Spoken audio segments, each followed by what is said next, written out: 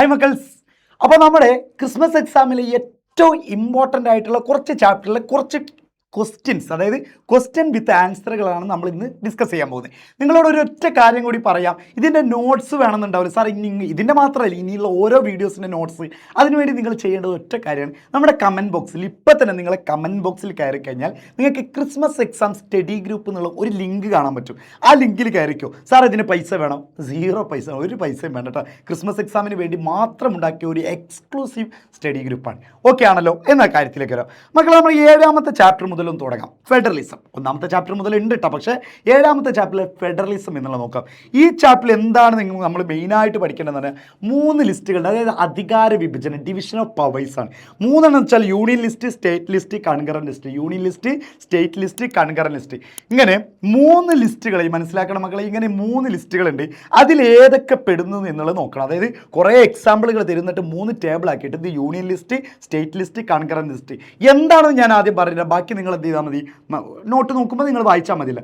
Union list എന്ന് പറഞ്ഞാൽ നമ്മുടെ കേന്ദ്ര ഗവൺമെൻറ് ഇടപെടുന്ന പല കാര്യങ്ങളും, അതായത് സെൻട്രൽ ഗവൺമെൻറ്റിൻ്റെ നേതൃത്വത്തിലുള്ള അല്ലെങ്കിൽ അവരുടെ അണ്ടറിലുള്ള പല കാര്യങ്ങളും ഏതിൽ പെടും? നമ്മൾ പറയുന്നത് യൂണിയൻ ലിസ്റ്റിൽ പെടും. എന്നാൽ സ്റ്റേറ്റ് ലിസ്റ്റോ, അത് സംസ്ഥാനത്തിൻ്റെ അണ്ടറിലുള്ളതാണെങ്കിൽ സ്റ്റേറ്റ് ലിസ്റ്റ്. ഇത് രണ്ടും കൂടി ഉൾപ്പെടുന്നതാണെങ്കിൽ കൺകറന്റ് ലിസ്റ്റ്. ഇപ്പോൾ ഒരു എക്സാമ്പിൾ വേണമെങ്കിൽ പറയാം, ഡിഫൻസ്, ബാങ്കിങ്, ഫോറിൻ അഫയേഴ്സ്, പ്രതിരോധം, ബാങ്കിങ്, വിദേശകാര്യമൊക്കെ ഏതിൽ പെടും? നമ്മുടെ യൂണിയൻ ലിസ്റ്റ്. അത് ആരാണ് ഉൾപ്പെടുന്നത്? അത് കേന്ദ്രമാണെന്ന് മനസ്സിലാക്കി വെക്കുക, അല്ലെങ്കിൽ സ്റ്റേറ്റ് ആണെന്ന് മക്കൾ എന്ത് ചെയ്യുക, മനസ്സിലാക്കി വെക്കുക. അതേപോലെ തന്നെ സ്റ്റേറ്റ് അല്ല, കേന്ദ്രം, സെൻട്രൽ ആണെന്ന്. പിന്നെ agriculture, police, public health, land, കൃഷി, പോലീസ്, പൊതുജനാരോഗ്യം, ഭൂമി, ഇതൊക്കെ ഏതിൽ പെടുന്നതാണ്? ഇതൊക്കെ നമ്മുടെ സ്റ്റേറ്റിൽ. ഇനി രണ്ടും കൂടി ഉള്ളതാണ് എഡ്യൂക്കേഷൻ, ഫോറസ്റ്റ്, അതായത് വനം, വിദ്യാഭ്യാസം, വിവാഹം, വിവാഹമോചനം, ഇതൊക്കെ 3ാമത്തിൽ പെടും. ഓക്കെ ആണല്ലോ? ആ കാര്യങ്ങൾ മനസ്സിലാക്കി വെക്കാം. ഇനി അതായത് ഫെഡറലിസം എന്ന് പറഞ്ഞാൽ എന്താ? നമ്മുടെ കേന്ദ്രവും അതുപോലെ തന്നെ സംസ്ഥാനവും തമ്മിലുള്ള ഒരു കരാറ് പോലെയുള്ള സംഭവമാണല്ലോ ഈ ഫെഡറൽ സിസ്റ്റം എന്ന് പറയുന്നത്, അല്ലേ? ഫെഡറൽ സിസ്റ്റം എന്ന് ഉദ്ദേശിക്കുന്നത്. അപ്പോൾ ഇന്ത്യൻ ഫെഡറൽ സമ്പ്രദായത്തിൽ ഏതെങ്കിലും 2 സംഘർഷ മേഖലകൾ എഴുതാൻ പറയുമ്പോൾ മക്കൾ, ഒന്ന് സെൻട്രൽ സ്റ്റേറ്റ് റിലേഷൻ, അവർ തമ്മിലുള്ള ബന്ധം എപ്പോഴും സംഘർഷമായിരിക്കും. ഡിമാൻഡ് ഫോർ ഓട്ടോണമി, ചിലരെന്തായിരിക്കും, ചില സംസ്ഥാനങ്ങൾ സ്വയംഭരണത്തിന് ആവശ്യപ്പെടും. ചില സംസ്ഥാനങ്ങൾ, ഇപ്പോൾ മേഘാലയ, മിസോറാം, മണിപ്പൂർ, അവിടെ ആസാം, ഇവരൊക്കെ എപ്പോഴും സ്വയംഭരണത്തിന് ആവശ്യപ്പെട്ടുകൊണ്ടിരിക്കുകയാണ്. പിന്നെ ഗവർണർ ആൻഡ് പ്രസിഡന്റ് റൂൾ, ഗവർണറുടെയും രാഷ്ട്രപതിയുടെയും പങ്ക്, അത് വലിയൊരു പ്രശ്നം ചെയ്യും. പിന്നെ ന്യൂ സ്റ്റേറ്റ്, ഇപ്പോൾ തെലങ്കാന പോലെയുള്ള പല സ്ഥലങ്ങളും എന്ത് ചെയ്യുന്നുണ്ട്? ന്യൂ സ്റ്റേറ്റ്, ഇപ്പോൾ തെലങ്കാന ആയി, പക്ഷേ അതേപോലെ തന്നെ പല സംസ്ഥാനങ്ങളും ന്യൂ സ്റ്റേറ്റ്, പുതിയ സംസ്ഥാനത്തിന് വേണ്ടിയിട്ട് ഇതാക്കും. അപ്പോഴും അവിടെ കേന്ദ്ര ഗവൺമെൻറ് ഇവർ തമ്മിൽ എന്തായിരിക്കും? ഫൈറ്റ് വരും. പിന്നെ ഇൻ്റർ സ്റ്റേറ്റ് കോൺഫ്ലിക്റ്റ്, അന്തർ സംസ്ഥാന സംഘർഷം. പിന്നെ പ്രത്യേക വ്യവസ്ഥ, ഇപ്പോൾ ജമ്മു കാശ്മീരിൻ്റെ പ്രത്യേക വ്യവസ്ഥ അല്ലേ ആർട്ടിക്കിൾ 320 എന്നൊക്കെ പറയുന്നത്. ഓക്കെ ആണല്ലോ മക്കളെ? നിങ്ങൾക്കിപ്പോൾ ഇതാണ് ഈ ടോപ്പിക് ക്ലിയർ ആയെന്ന് വിചാരിക്കുന്നുണ്ട്. ഇനി നിങ്ങൾക്ക് ഇതുപോലത്തെ എങ്ങനത്തെ വീഡിയോ ആണ് വേണ്ടതെന്നുള്ളത് ജസ്റ്റ് എന്ത് ചെയ്യുക, താഴെ കമൻറ്റും ചെയ്യുക. പിന്നെ ഇതെൻ്റെ അക്കൗണ്ടാണ്, ഇതിലേക്ക് നിങ്ങൾക്ക് എന്ത് ചെയ്യാം, മെസ്സേജ് അയച്ചു കഴിഞ്ഞാൽ നിങ്ങൾക്ക് ഇത് ഫോളോ ചെയ്യാം. എന്നിട്ട് ഫോളോ ചെയ്തിട്ട് ഇവിടെ ഒരു 6 ഉണ്ട്, സൂപ്പർ മാഷ്, ഒന്നും കൂടി ഞാൻ എഴുതരാം.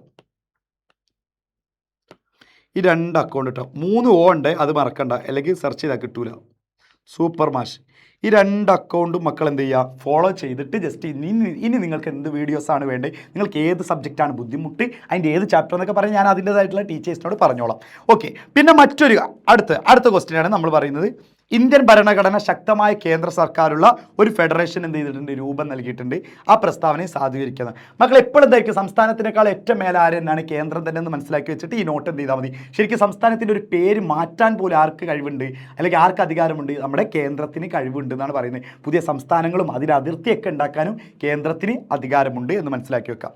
ഓക്കെ, അതാണ് ആ ചാപ്റ്ററിൽ പഠിക്കുന്നത്. ഇനി ലോക്കൽ ഗവൺമെൻറ് അല്ലെങ്കിൽ പ്രാദേശിക ഗവൺമെൻറ് എന്നുള്ള 8ാമത്തെ ചാപ്റ്ററിൽ നിങ്ങൾ പഠിക്കേണ്ടതാണ് 73, 74 ഭരണഘടനാ ഭേദഗതി. മെയിനായിട്ട് പഠിക്കേണ്ടത് 73, 74 ഭരണഘടനാ ഭേദഗതിയാണ്. എന്താണ് 73ാം ഭരണഘടനാ ഭേദഗതി എന്ന് ചോദിച്ചു കഴിഞ്ഞാൽ മക്കളെ, പഞ്ചായത്തിൻ്റെ കാര്യങ്ങളൊക്കെ മാറ്റങ്ങൾ വരുത്തുന്നത് അല്ലെങ്കിൽ അതിൻ്റെ കാര്യങ്ങളെ പറ്റി പറയുന്നതാണ് 73. എന്നാൽ നഗരത്തിൻ്റെ കാര്യങ്ങൾ പറയുന്നതാണ്, അർബൻ കാര്യങ്ങൾ പറയുന്നതാണ് 74ാം ഭരണഘടന. മക്കളെ ഷുവർ ക്വസ്റ്റ്യനാണ്, ഇമ്പോർട്ടൻറ്റ് ക്വസ്റ്റ്യനാണ്. 74 ചോദിക്കും കേട്ടോ. 74ാം ഭരണഘടനാ ഭേദഗതിയും നിങ്ങളോട് ചോദിക്കും. അപ്പോൾ അതും എന്ത് ചെയ്യണം? കൃത്യമായിട്ട് പഠിച്ചു വെക്കണം. അതായത് എന്തൊക്കെയാണെന്ന് വെച്ച് കഴിഞ്ഞാൽ ഒന്ന് 73-ന്റെ കാര്യങ്ങളാണ് പറയുന്നത്. പഞ്ചായത്ത് രാജ് സ്ഥാപനങ്ങളുടെ ത്രിതല സംവിധാനം വന്നു. ഗ്രാമപഞ്ചായത്ത്, ബ്ലോക്ക് പഞ്ചായത്ത്, ജില്ലാ പഞ്ചായത്ത്. ഇപ്പോൾ ഇലക്ഷൻ നടക്കുന്നില്ലേ? മക്കളെ, നാളെ ഇലക്ഷൻ അല്ലേ?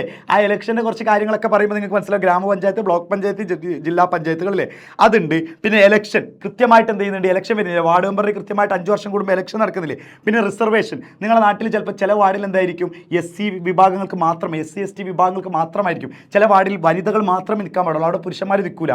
അതാണ് റിസർവേഷൻ എന്ന് പറയുന്നത്. പിന്നെ കറക്റ്റ് എന്താണ്? ട്രാൻസ്ഫർ ഓഫ് സബ്ജക്റ്റ്, അതായത് സംസ്ഥാനത്തിൻ്റെ പല അധികാരങ്ങളും മുനിസിപ്പാലിറ്റിക്കും അല്ലെങ്കിൽ പഞ്ചായത്തുകളൊക്കെ കൊടുക്കണം. ഒരു എക്സാമ്പിൾ പറഞ്ഞാൽ കുടിവെള്ളത്തിൻ്റെത്, പിന്നെ അനിമൽ ഹസ്ബൻഡറി, മൃഗപരിപാലനം, ഇതൊക്കെ എന്ത് ചെയ്യണം? അതിൽ പെടേണ്ട. പിന്നെ സ്റ്റേറ്റ് ഇലക്ഷൻ കമ്മീഷൻ കൃത്യമായിട്ടുണ്ട്. അതേപോലെ തന്നെയാണ് 73-ന്റെ അതേ പകർപ്പനാണ് 74 എന്ന് പറഞ്ഞാൽ അത് നഗരത്തിലേക്ക് വരും കേട്ടോ. അത് നഗരത്തിലേക്ക് വരുമെന്ന് മനസ്സിലാക്കി വെച്ചോ. ഇനി ഇത് ഏത് കമ്മിറ്റിയാണ് ഇതിന് മെയിനായിട്ട് കൊണ്ടുവരുന്നത്? തുങ്കൻ കമ്മിറ്റിയാണെന്ന് മനസ്സിലാക്കി വെക്കണേ. തുങ്കൻ കമ്മിറ്റിയാണ് ഇത് കൊണ്ടുവരണം എന്നൊക്കെ നിരന്തരമായിട്ട് പറഞ്ഞുകൊണ്ടിരുന്ന ആൾ. അതെന്ത് ചെയ്യണം? മനസ്സിലാക്കി വെക്കുക. ഇനി അടുത്ത ചാപ്റ്ററിലാണ്, ഇതിൽ അത്രേ ഉള്ളൂ. ഇനി 9ാമത്തെ ചാപ്റ്ററിലോട്ട്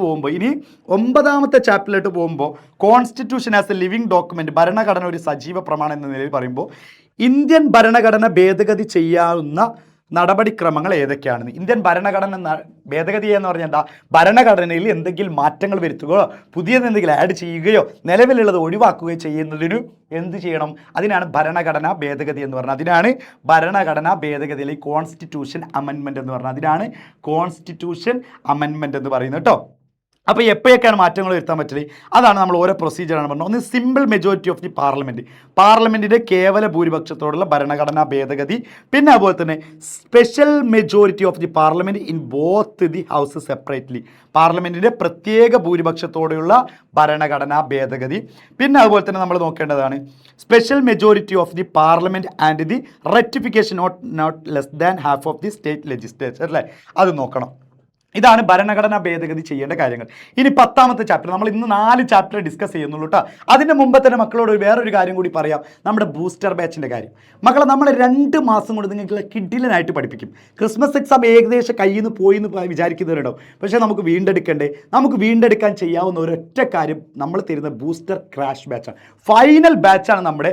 ഏറ്റവും കൂടുതൽ കേരളത്തിൽ ഫുൾ മാർക്കും ഫുൾ A+ കിട്ടിയിട്ടുള്ള ഒരു ബാച്ച് ഏതാണെന്ന് വെച്ചാൽ അത് നമ്മുടെ ബൂസ്റ്റർ ബാച്ചാണ് നമ്മൾ സമ്മാനിച്ചിട്ടുള്ളത്. അതിന് മക്കൾ ചെയ്യേണ്ടത്, ഇപ്പം തന്നെ നിങ്ങൾ സാറേ ഞങ്ങളുടെ കയ്യിൽ പൈസ ഇല്ല, പക്ഷേ ഒരാഴ്ച കഴിഞ്ഞാൽ പൈസ ചിലപ്പോൾ ഗൾഫിൽ നിന്ന് എന്താണ് അച്ഛൻ അയക്കാനുണ്ടാവും, അല്ലെങ്കിൽ പണിക്ക് സാലറി വന്നിട്ടില്ല, അങ്ങനെയൊക്കെ ഉള്ളവരുണ്ടാവും. അപ്പോൾ അങ്ങനെയുള്ളവർക്കാണ് പറഞ്ഞാൽ ആദ്യത്തെ 2000 സ്റ്റുഡൻസിന് മാത്രമേ ഈ ഒരു ഓഫർ ഉള്ളൂ. അപ്പോൾ നിങ്ങൾ ചെയ്യേണ്ട കമൻറ്റ് ബോക്സിൽ വീണ്ടും എന്തുണ്ടായിരിക്കും, നമ്മുടെ ബൂസ്റ്റർ ക്രാഷ് ബാച്ച് എന്നുള്ള ലിങ്ക് ഉണ്ടാവും. ഇപ്പം തന്നെ കയറിക്കുക മക്കൾ, ഒന്ന് കയറിയിട്ട് ഒന്ന് ഫില്ല് ചെയ്താൽ മതി, ഫോം ഫില്ല് ചെയ്തിട്ടാൽ മതി. അപ്പോൾ നിങ്ങൾ ചോദിക്കുക സാറേ ഫോം ഫില്ല് ചെയ്താൽ ഞങ്ങൾക്ക് വിളിക്കുമ്പോൾ ഞങ്ങൾ ചേരേണ്ടി വരില്ലേ? നിങ്ങൾ പറയുകയാണ് ഈ ചുപ്പട്ടിൻ്റെ ക്ലാസ്സൊക്കെ മോശമാണ്, ഞങ്ങളില്ല. No problem. പക്ഷേ ഫില്ല് ചെയ്യാത്തതിൻ്റെ പേരിൽ ഈ ഓഫർ നഷ്ടപ്പെടരുതല്ല മക്കളെ. ഇത് ലാസ്റ്റ് ബാച്ചാട്ടെ, ഇനിയൊരു ബാച്ച് നമുക്കിടയിൽ ഇല്ല. ബൂസ്റ്റർ ക്രാഷ് ബാച്ചാണ് ലാസ്റ്റ് ബാച്ച്. കമൻറ്റ് ബോക്സിൽ ലിങ്ക് ഉണ്ട്, ഇപ്പം തന്നെ ജോയിൻ ചെയ്യുക. അതിൻ്റെ കൂടെ തന്നെ നമ്മളെ സ്റ്റഡി ഗ്രൂപ്പും അതിൻ്റെ ലിങ്കിൽ കയറി, അതിൽ പിന്നെ പൈസ ഇല്ല. Okay, philosophy of Indian constitution, India ഭരണഘടനയുടെ തത്വശാസ്ത്രമാണ് നമ്മൾ നോക്കേണ്ടത്. ഒന്ന്, ഇൻഡിവിജ്വൽ ഫ്രീഡം, വ്യക്തി സ്വാതന്ത്ര്യം ഉണ്ടായിരിക്കും. സോഷ്യൽ ജസ്റ്റിസ്, സാമൂഹ്യ നീതി. പിന്നെ respect for diversity and minority rights, വൈവിധ്യങ്ങളോടും ന്യൂനപക്ഷ അവകാശങ്ങളോടുള്ള ആദരവ് കൊടുക്കുന്നുണ്ട്. സെക്കുലറിസം, മതേതരത്വമാണ്. പിന്നെ യൂണിവേഴ്സൽ ഫ്രാഞ്ചൈസ്, പ്രായപൂർത്തി വോട്ടവകാശം, ആർക്കും വോട്ട് ചെയ്തൂടെ, 18 വയസ്സായ ആർക്കും വോട്ട് ചെയ്യാം. പിന്നെ ഫെഡറലിസം ഓർത്ത് പറഞ്ഞല്ലോ. പിന്നെ നാഷണൽ ഐഡൻറ്റിറ്റി, ദേശീയ സ്വത്വം. ഇതൊക്കെയായിരുന്നു നമ്മുടെ എന്തെന്ന് പറയുന്നത്, നമ്മുടെ പ്രധാനപ്പെട്ട ക്വസ്റ്റ്യൻ. എന്തായിരുന്നു മക്കളെ? ക്വസ്റ്റ്യൻ നോക്കിയേക്കതാ. ക്വസ്റ്റ്യനാണ് ഇന്ത്യൻ ഭരണഘടനയുടെ രാഷ്ട്രീയ തത്വശാസ്ത്രം, ഫിലോസഫി ഓഫ് ഇന്ത്യൻ കോൺസ്റ്റിറ്റ്യൂഷനിൽ. ഇനി ഈ ഇന്ത്യൻ കോൺസ്റ്റിറ്റ്യൂഷൻ്റെ പരിമിതികൾ, ലിമിറ്റേഷൻസ് എന്തൊക്കെയാണെന്ന് വെച്ചാൽ, ഇന്ത്യൻ കോൺസ്റ്റിറ്റ്യൂഷൻ എന്ന് പറഞ്ഞത് പല സ്ഥലത്തുനിന്ന് എന്താണ് കടമെടുത്തുള്ള സംഭവമാണെങ്കിൽ, പിന്നെ അത് മാത്രമല്ല ജെൻഡർ ജസ്റ്റിസ് ഒന്നും അതിൽ പറയുന്നില്ല. പിന്നെ അതുപോലെ തന്നെ എന്ത് ചെയ്യുന്നില്ല, ബേസിക് സോഷ്യോ എക്കണോമിക് റൈറ്റ്സുകൾ, അതായത് സാമൂഹ്യ സാമ്പത്തിക അവകാശങ്ങളെ പറ്റിയിട്ടൊന്നും ഇതിൻ്റെ ഫണ്ടമെൻ്റൽ റൈറ്റ്സിൻ്റെ ഭാഗമായിട്ടില്ല. ഇത് പരിമിതികൾ. ഇനി ഇന്ത്യൻ കോൺസ്റ്റിറ്റ്യൂഷൻ്റെ ക്രിറ്റിസിസം, വിമർശനങ്ങൾ എന്തൊക്കെയാണെന്ന് നോക്കണം. ഇന്ത്യൻ കോൺസ്റ്റിറ്റ്യൂഷൻ്റെ വിമർശനങ്ങൾ എന്തൊക്കെയാണെന്ന് നോക്കാം. എന്തൊക്കെയാണ് വിമർശനങ്ങൾ എന്ന് വെച്ച് കഴിഞ്ഞാൽ മക്കളെ, അതും എന്ത് ചെയ്യാൻ നോക്കാം. ഒന്ന്, ഇന്ത്യൻ കോൺസ്റ്റിറ്റ്യൂഷൻ ബൾക്കി കോൺസ്റ്റിറ്റ്യൂഷൻ, അതായത് ഒരുപാട് വലിയൊരു കോൺസ്റ്റിറ്റ്യൂഷൻ, അതും പല ഭാഗത്ത് നിന്ന് കടമെടുത്താണ്. മാത്രമല്ല ഇന്ത്യൻ കോൺസ്റ്റിറ്റ്യൂഷൻ ഉണ്ടാക്കുമ്പോൾ അതിലേക്ക് വന്ന കുറേ ആൾക്കാരുണ്ടല്ലോ നിയമനിർമ്മാണ സഭയിലേക്ക്, അതിലേക്കുള്ള ആളുകളെ തിരഞ്ഞെടുക്കുന്ന അഡൽട്ട് ഫ്രാഞ്ചൈസി വെച്ചിട്ടൊന്നല്ല, മറ്റേ ഹൈ ക്ലാസ് പീപ്പിൾ മാത്രമേ കയറിയിട്ടുള്ളൂ എന്നാണ് പറയുന്നത്. അപ്പോൾ ഇത്രയാണ് മക്കൾ നമ്മുടെ 4 ചാപ്റ്റർ, അതായത് 7, 8, 9, 10 എന്നുള്ള ചാപ്റ്ററിൽ ഏറ്റവും ഇമ്പോർട്ടൻ്റ് ആയിട്ട് നിങ്ങൾ പഠിക്കേണ്ട ക്വസ്റ്റ്യനുകളും ആൻസറുകളും. സാർ ഇത് മാത്രം പഠിച്ചാൽ മതി എന്ന് പറയുന്നവർക്ക് മക്കൾ ഇത് മാത്രം പഠിക്കരുത്, പക്ഷേ ഇത് പഠിച്ചാൽ തന്നെ കുറേയൊക്കെ മാർക്ക് നിങ്ങൾക്ക് സ്കോർ ചെയ്യും. ഇനി നിങ്ങൾ പഠിക്കാൻ തയ്യാറാണെങ്കിൽ നമ്മുടെ ആപ്പിൽ ഫുൾ ചാപ്റ്ററും കാര്യങ്ങളൊക്കെ നിങ്ങൾക്ക് സെറ്റാക്കി തരുന്നുണ്ട് നമ്മുടെ ബൂസ്റ്റർ ക്രാഷ് ബാച്ച്. മക്കളെ വീണ്ടും വീണ്ടും വീണ്ടും ഞാൻ പറയുകയാണ്, നിങ്ങൾക്ക് വേണമെങ്കിൽ, നിങ്ങൾക്ക് പഠിക്കാൻ ആഗ്രഹമുണ്ടെങ്കിൽ ധൈര്യമായിട്ട് കൂടിക്കോളൂ. നമ്മൾ ഇത്രത്തോളം നിങ്ങൾ എജുപോർട്ട് ഹ്യൂമാനിറ്റീസുകാർ ഇത്രത്തോളം നമ്മൾ ഇങ്ങനെ മുന്നോട്ട് കൊണ്ടുപോകണമെന്നുണ്ടെങ്കിൽ അത് നിങ്ങൾക്ക് മനസ്സിലാക്കാവുന്നുള്ളൂ. നിങ്ങളുടെ സീനിയേഴ്സിനോടൊക്കെ പറയാം, ഹ്യൂമാനിറ്റീസിൻ്റെ കുട്ടികളോടൊക്കെ നിങ്ങൾക്ക് ധൈര്യമായിട്ട് ചോദിക്കാം എങ്ങനെയുണ്ട് എജുപോർട്ടിൻ്റെ ഹ്യൂമാനിറ്റീസ് ക്ലാസ് എങ്ങനെയുണ്ട്. ധൈര്യമായിട്ട് മക്കളെ ജോയിൻ ചെയ്തോളൂ booster crash batch. Form fill ചെയ്തോളൂ കേട്ടോ, കമൻറ്റ് ബോക്സിലാണ് അതിൻ്റെ ഫോമുള്ളത്. ഫോം ഇപ്പോൾ തന്നെ ഫില്ല് ചെയ്തോളൂ, വേറെ ഒരു ബുദ്ധിമുട്ടുകളും ഇല്ല. നമുക്ക് സെറ്റാക്കാം, അടിപൊളിയാക്കാം. Bye bye bye.